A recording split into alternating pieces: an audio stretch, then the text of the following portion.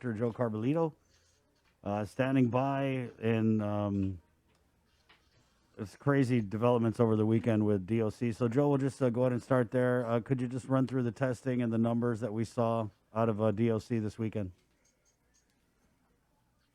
Sure. We tested 92 altogether, 84 prisoners and 8 officers.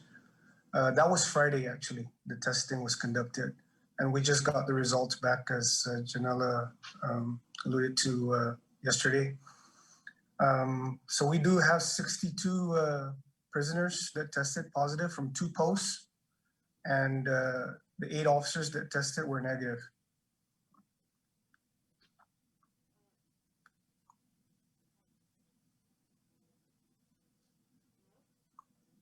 Yes.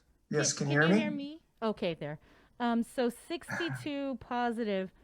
Where are they isolating? Their ice. We've kept them in their bubble for now until we get further guidance and recommendation from CDC. I've yet to get back all those recommendations. CDC and Public Health came back out this weekend, as a matter of fact, yesterday, at my request to make another assessment on what we need to do as far as isolation and location. So they were retested from post 5 and post 18. Is that correct? That's correct. How many are in? There were, Go ahead. yeah, so they were showing symptoms, and like I said, we've been doing close monitoring our medical staff here. So every time anytime one of the posts or any of the inmates or detainees start showing symptoms, we make arrangements with public health to go back and retest based on their assessment. How many are in post 5 and post 18, and how many positive from each of those posts? Okay, so post 5, there were 20 out of 40. And post 18 is 42 out of 44. So post 18, most likely we're going to just keep them there isolated in their posts, because there's only 2 that turned up negative. The whole population there in that post pretty much tested positive. So where did you put the ones that tested negative from post 5 and post 18? We still have our isolation facility, which is post 7, but we haven't yet made that determination if we're gonna, like I said, Public Health and CDC just came out yesterday, so I'm waiting for them to give me feedback on what we should do with those that tested negative. If we're going to continue to keep them isolated in the same bubble, which was the same concept that we did with post 16 and post 8. Most likely that's what we're looking at, keeping them in the same bubble and just separating different wings, those that are negative and those that are positive.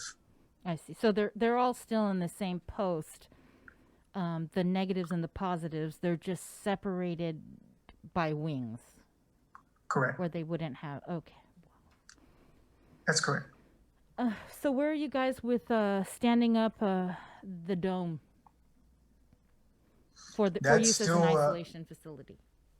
Yeah. So the DPW has already pretty much received the requisition and the scope of work on what needs to be done, and that's already been approved. So we're just waiting for DPW to get the work going.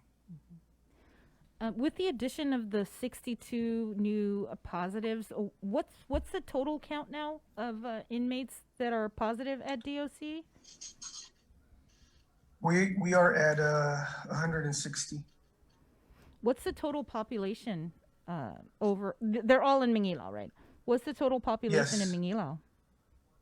452.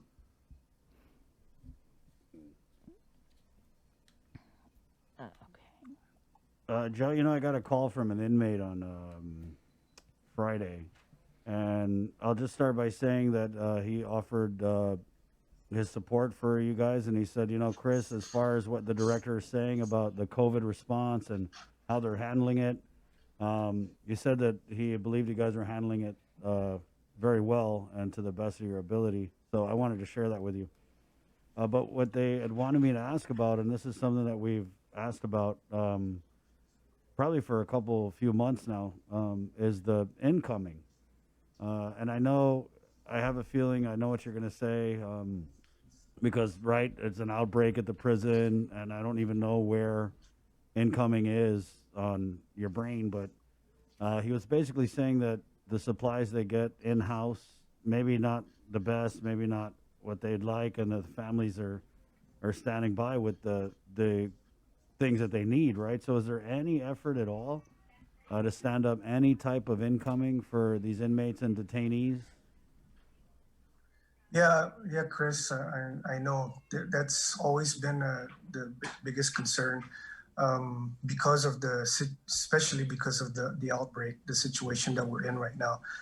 We were actually in the process of doing the second incoming. We already had one that we did, I think mid year, and then what, like maybe 2 or 3 months into the pandemic, and then that was completed. But the second one, when we started doing it, because we've like been on and off lifting some restrictions, even though we were still in a lockdown, and now we're in a complete lockdown. There's only so many services.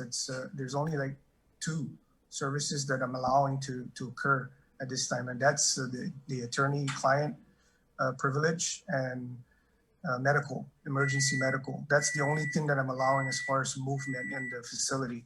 Everything else is in complete lockdown. We're in high restriction mode right now. So, and we're just trying to mitigate and control this virus. And once we get back to, at least some kind of, normalcy as far as the control of this virus, then of course, that's the very first thing that I want to do is get that incoming back on track.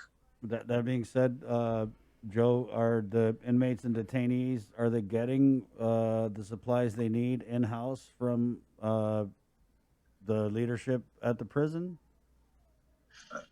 Chris, I've been getting different messages on that.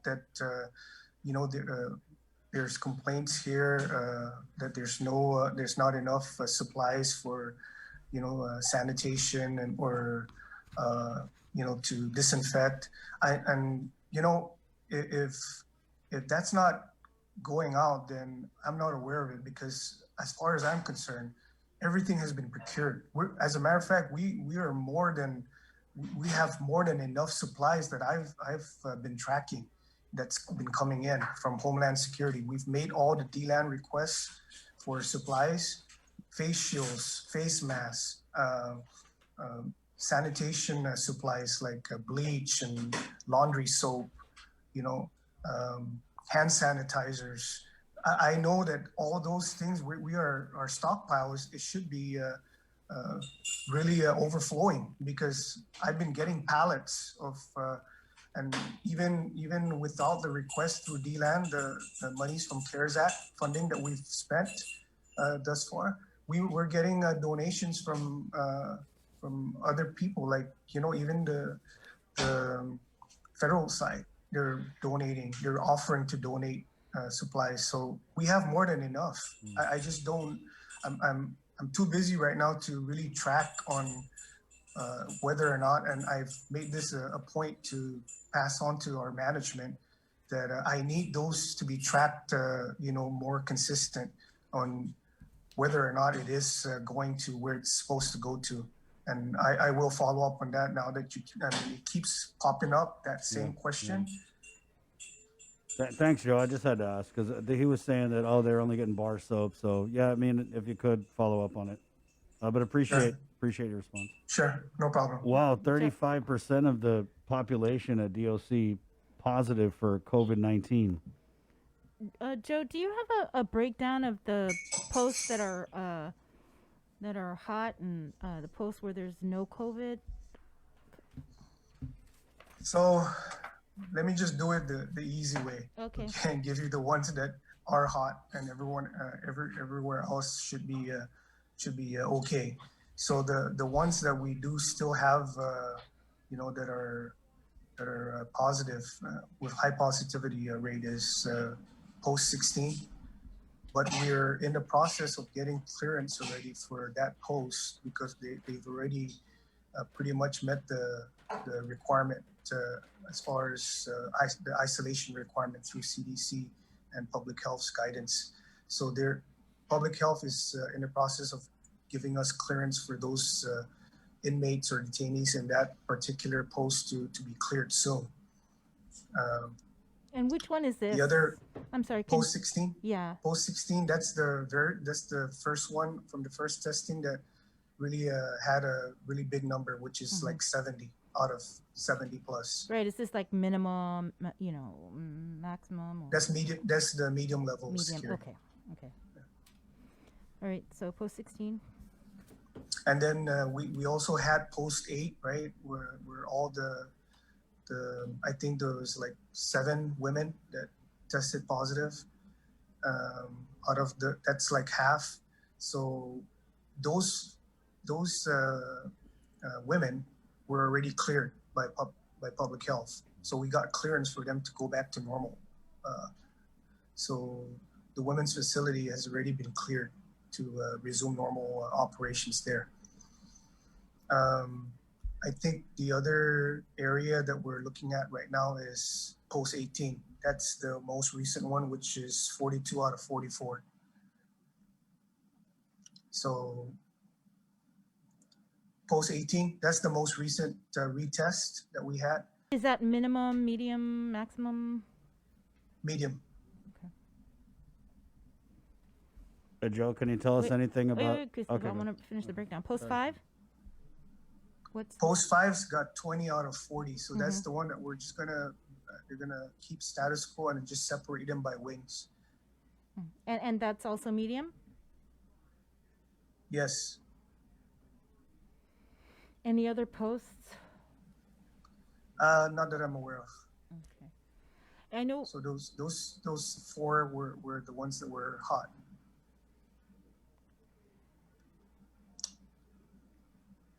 What about hospitalizations? Have we had any more? But no, we remain at 5. So out of the 5, 3 are still at GMH, and 2 were moved up to the SNU area in Barragata Heights. Any word on? We're doing much better. Right. So the 3 at GMH, I'm sorry. What do you know about their condition, Joe? Is it serious, stable? I haven't gotten an update. Okay. I'll defer to Lillian on that. Right. Yeah. GMH. Okay. She's coming on. We had a question. Is there any positives in post 6? No. No. Okay. Not that I'm aware of. Right. Okay. What about any early release of any inmates?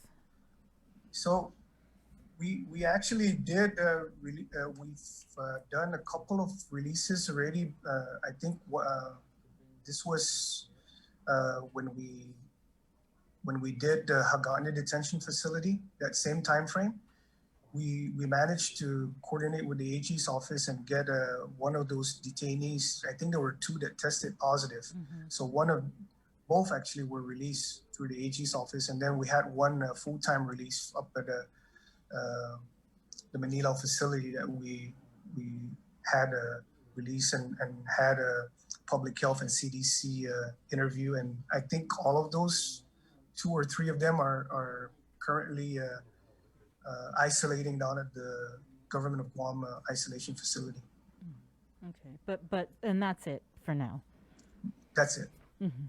I know when we talked last, you were talking about pushing public health to provide a rapid testing machine so that you're able to test the arrestees that are coming in.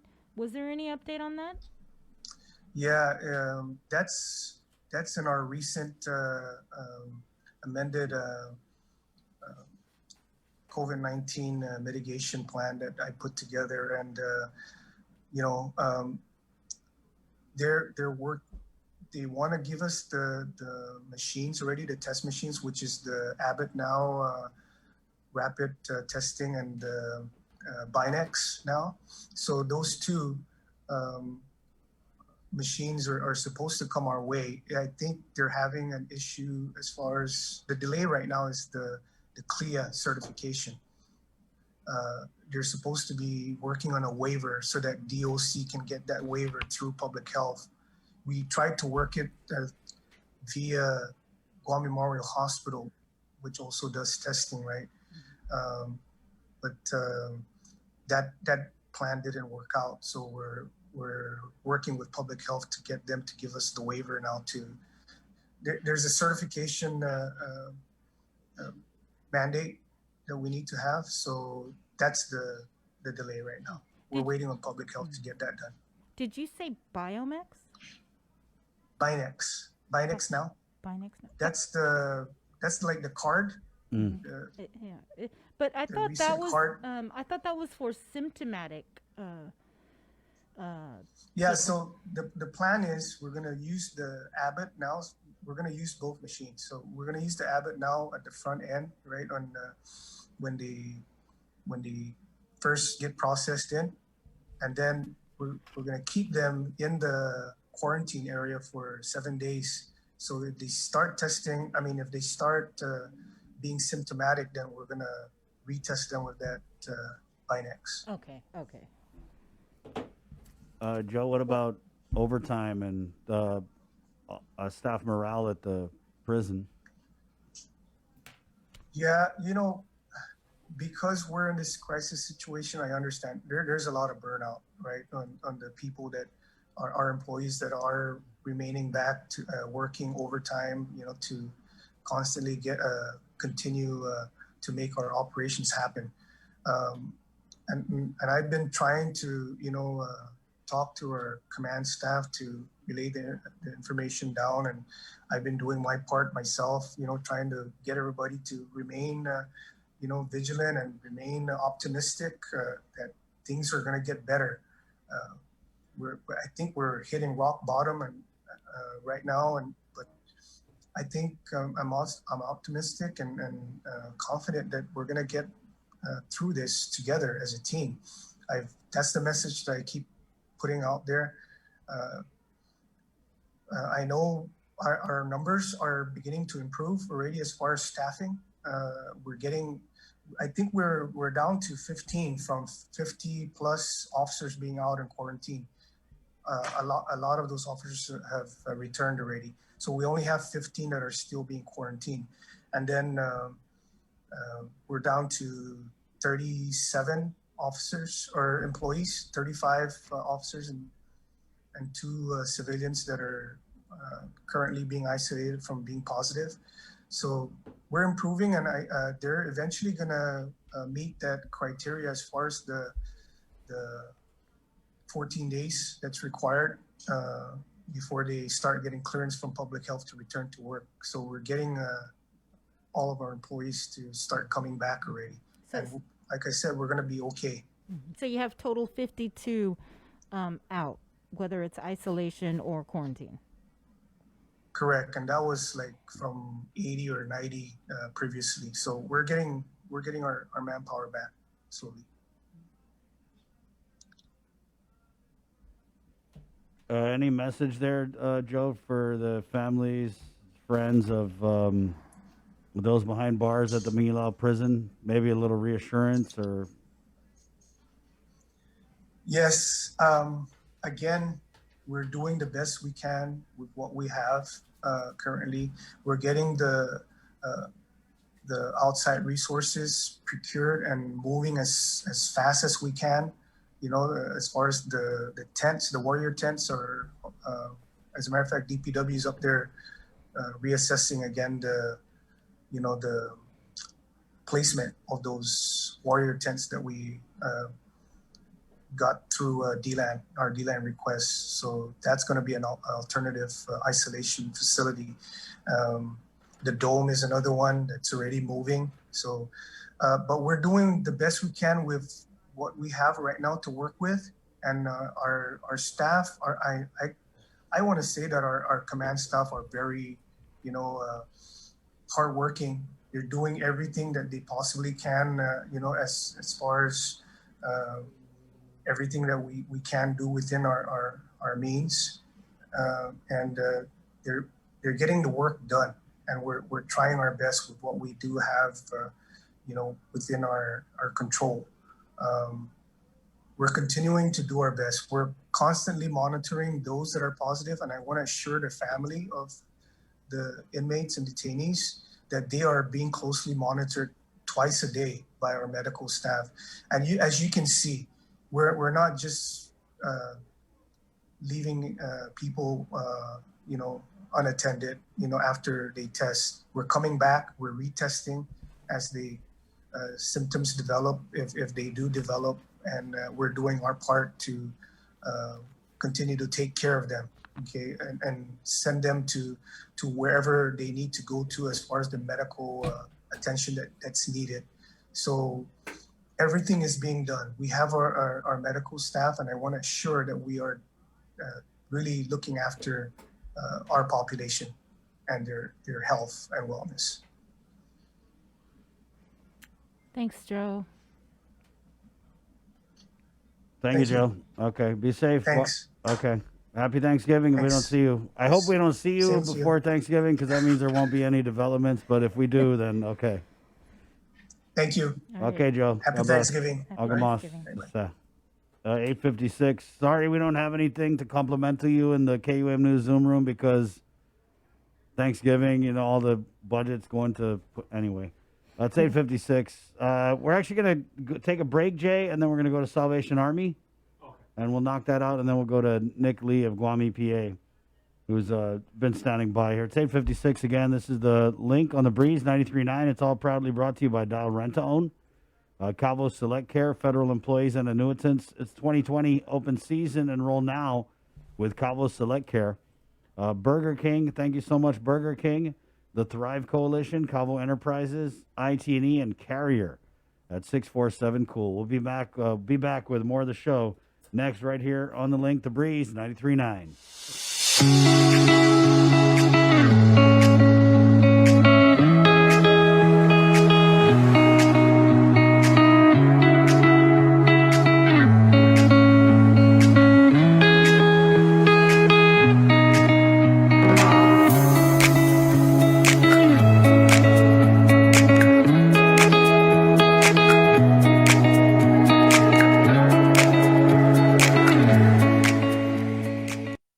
Even a small gesture of kindness can brighten a child's day on Christmas. With donations more challenging to deliver, this year, the Salvation Army is in need of your help with their Toys and Joy Drive. Donate new toys or gifts for children and teens anytime between 9 a.m. to 5 p.m. at their Teton office drop boxes up until December 22nd. You can also drop off your toys to our donation drive-thru in our parking lot in Harmon between 7 a.m. to 2 p.m. on Giving Tuesday, December 1st. Let's all do our part and dig deep to bring some joy to kids in need this Christmas.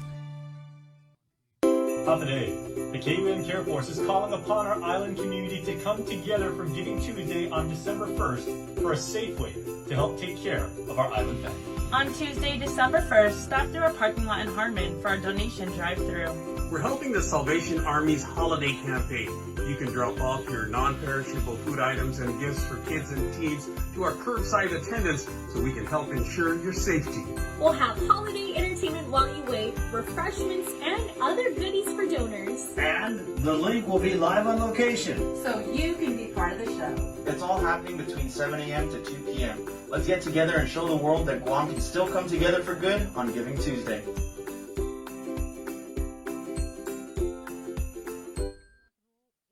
The Christmas Pops Virtual Marketplace is kicking off on Sunday, November 29th, showcasing local vendors, crafts, and gift-giving ideas to get your holiday shopping season going. Watch our Christmas Pops Virtual Marketplace special on Sunday, November 29th on KUAM TV8 at 11 a.m. and Facebook Live with lots of interactive features and giveaways. Then find all the vendors featured on KUAMChristmasPops.com. The program will be encore through December and on demand on the stations of KUAM Communications. There is still time to become a vendor. Visit KUAM.com or email Betty-Ann at KUAM.com to find out how. On December 29th, let's check off Christmas lists and support our local economy while doing it. The Christmas Pops virtual marketplace is presented by Stroll Courier. Get all your packages, documents, and gifts delivered island-wide. Visit strollguam.com/courier and book a delivery today. Domino's. Visit domino's.gu for faster, easier online ordering. And JA Guam, bringing the business of life to life. GU Self-Storage, conveniently located near the Harmon McDonald's. We offer affordable rates, online payments, and auto bill pay for your convenience. Plus gate access daily from 6 a.m. to 9 p.m. Call us today at 648-7867 for more information. Thrive, a coalition for a drug-free Dededo, is an active partnership of community members and leaders committed to a vibrant, resilient, and empowered Dededo. It takes a village to raise healthy and drug-free youth. Thrive with us. Find us online or email thrive@westcare.com.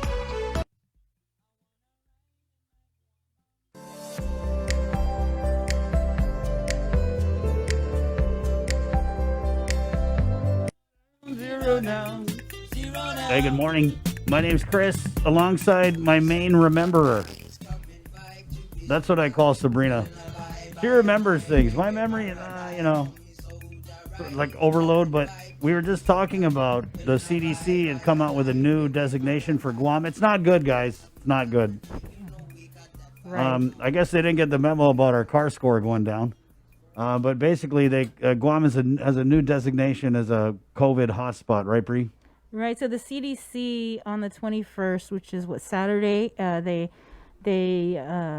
redid they changed their travel health notice alerts that they issue for everywhere around the world. And so they added in another level, a new level 4. And so at the time that they had changed and announced this new designation, Guam was also designated as level 4. And then they warned that there's a high level of COVID on Guam, that travelers should avoid all travel here. And so the new level 4 is for areas like Guam. I think it's population under 200,000. They factor in COVID case counts, new case trajectory, hospitalizations, and testing positivity rate. And so that was the Guam fit into level 4. Yeah, but I remember when we got the level 3 designation, our governor wrote a letter. It was almost like a "Dear CDC, I'm so butthurt by what you said about us." But it was basically like, "Oh no, we have the capacity. Oh, we have this many hospital beds, and we can do this and that, and blah blah blah." And just basically kind of saying that no, we're not a hot spot. So I don't know. We asked Crystal Pacos and Augustine if she wasn't tracking if the governor had seen that advisory. Right. Yeah. She's not sure if the governor saw it or not. Right. It did come out Saturday. So. Yeah. Maybe she's got to subscribe. You got to subscribe to those things, right? To get. I actually saw it someplace, and then I went on at CDC's website, and it popped up that they had changed their criteria and added in another level, and then Guam happened to fall in that level. Yeah, which I think is really no surprise. I don't think anyone is going to come out this time. I mean, anything can happen. It's 2020, but I don't anticipate the governor writing a letter now. I mean, maybe she should write a letter and be like, "Yeah, you guys are right. It's pretty bad over here. Send help, please, more." 903, we're KUAM FM in Agotnia, Guam. We're going to go to Salvation Army in just a few, but